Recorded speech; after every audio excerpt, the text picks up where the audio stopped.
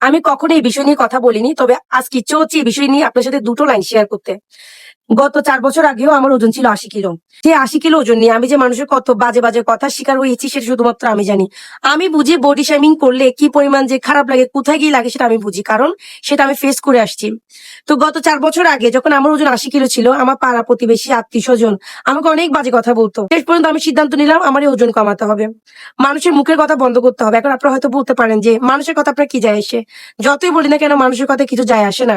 কিন্তু তারপরেও মন বলতে একটা বস্তু আছে।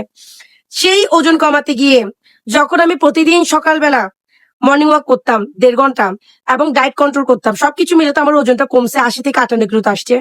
যখন আমি কন্টিনিউ হাঁটাচলা করছিলাম, আমার এলাকারই একটা আন্টি আমাকে এসে কাছে এসে জিজ্ঞেস করছে যে, "তোমাকে একটা কথা বলতাম, জামাইকে তোমাকে ফোন করে না? তোমার জামাইকে তোমাকে টাকা পয়সা দেয় না?" "কেন বলতেছেন?"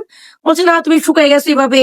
তো উনার কেন মনে হয়েছে যে আমি অনেক বেশি শুকিয়ে গেছি, তার কারণ আমি হয়তো আমার হাসব্যান্ডের জন্য টেনশন করি। আমার জামাই হয়তো আমাকে খাওয়া-দাওয়ার ভরণ-পোষণ দেয় না। এটার জন্য হয়তো আমি টেনশনে আমি শুকায় গেছি।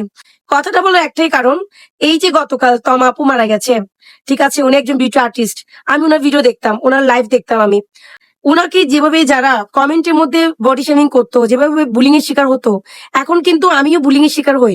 আমাকে অনেকেই অনেকভাবে বাজে, বাজে কমেন্ট করে। অনেক সময় আমি বাজে কমেন্টে রিপ্লাই করি।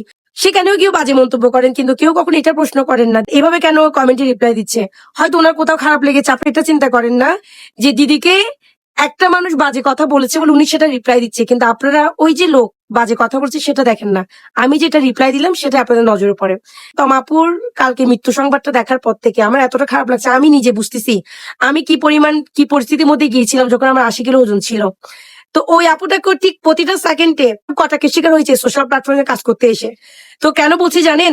আপনারা দয়া করে মানুষকে, মেয়েদেরকে নিয়ে, ছেলেদেরকে নিয়ে, যাকে নিয়ে হোক না কেন, এসব আজে বাজে মন্তব্য করবেন না। আপনারা হয়তো বলে শেষ, কিন্তু আপনাদের একটা কথা, একটা মানুষের মন যে ভেঙে চুরমার করে দেয় সেটা আপনারা কি বুঝতেও যান না, দেখতেও যান না।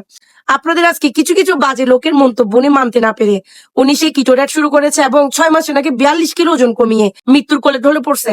উনি চাইলে আরো অনেক বছর বাঁচতে পারতো। শুধুমাত্র কিছু, কিছু বাজে মানুষের মন মানসিকতার বাজে মন্তব্য উনি সহ্য করতে পারে নাই।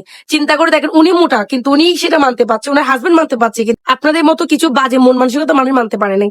কারণ আমি বুঝি কাউকে শরীর নিয়ে কথা বললে কি পরিমাণ লাগে, মানে এটা আমি বুঝি। আমি সেটার ভুক্তভোগী। আপনাদের কিছু মানুষের জন্য মোটা হলেও সমস্যা, শুকনা হলেও সমস্যা, চিকন হলেও সমস্যা, বাটি হলেও সমস্যা, এত সমস্যা আপনাদের। মানুষদের নিয়ে এত সমস্যা। কেউ কখনো নিজের ইচ্ছে থেকে মোটা হতে চায় না, কেউ কখনো নিজের ইচ্ছে থেকে চিকন হইতে চায় না। এই জিনিসটা একটু বোঝার চেষ্টা করবেন।